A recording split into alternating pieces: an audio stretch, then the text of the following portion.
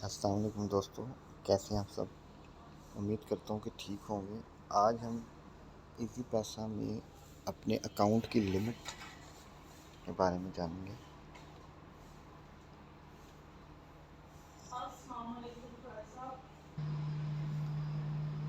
Easy पैसा का account होना आपके पास ज़रूरी है। जैसे ये मेरा इजी पैसा का अकाउंट है, मेरे नाम पर है। इसकी मैंने अगर जाननी है कि कितनी लिमिट है, तो यहाँ से माय अकाउंट्स में जाऊँगा। ये मुख्तलिफ ऑप्शंस आ रही हैं। अकाउंट सेटिंग्स में जाके अकाउंट इंफॉर्मेशन में ये डिटेल आ रही है, लेवल 1 वेरीफाइड।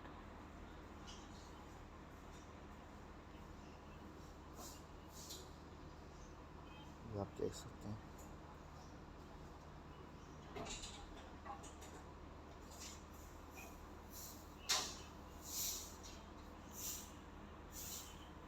इसमें है जी, अभी मेरी जो सेंडिंग और रिसीविंग लिमिट है ना मंथली, वो 2 लाख है। सेंडिंग 2 लाख और मंथली रिसीविंग 2 लाख।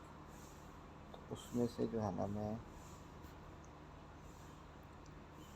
रिसीविंग 190 भी पड़ी है मेरी, और सेंडिंग 188 टू 89, क्योंकि मंथ अभी स्टार्ट हुआ है, तो इसीलिए जो है ना मेरी लिमिट अभी है।